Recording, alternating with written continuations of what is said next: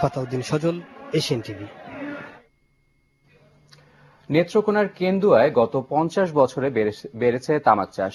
এবছর উপজেলার 25 গ্রামে 100 হেক্টরেরও বেশি জমিতে তামাক চাষ হয়েছে। সচেতনতার অভাব ও অধিক লাভের আশায় তামাক চাষের দিকে ঝুঁকছে চাষিরা। নেত্রকোনা প্রতিনিধি সালাউদ্দিন খান রুবেলের তথ্যচিত্রে আরো জানাচ্ছেন তালুকদার বিপ্লব। নেত্রকোনার কেন্দুয়ায় এবছর 100 হেক্টরেরও বেশি জমিতে চাষ হয়েছে তামাকের। উপজেলার বৈরাটি, মজলিশপুর, পাইকুড়া, রয়েলবাড়ি সহ প্রায় 25টি গ্রামের মানুষ বংশ পরম্পরায় এই তামাকের চাষ করে আসছে।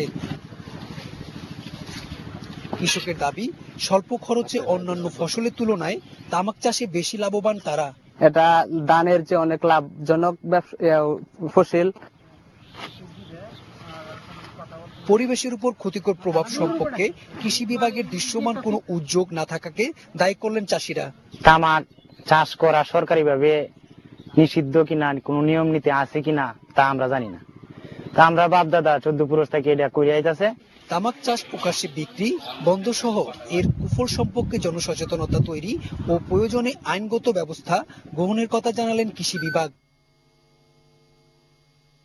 তামাকটা একেবারে সমূলে এবং সাথে সাথে নির্মূল করা সম্ভব না। আমি মনে করি যে এইভাবে যদি আমরা আস্তে আস্তে মানুষকে সচেতন করতে পারি, তাহলে আমরা ভবিষ্যতে আইন প্রয়োগ করা খুব একটা দরকার হবে না।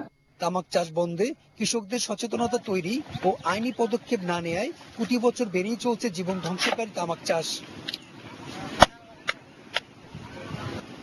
তালুকদার বিপ্লব, এশিয়ান টিভি।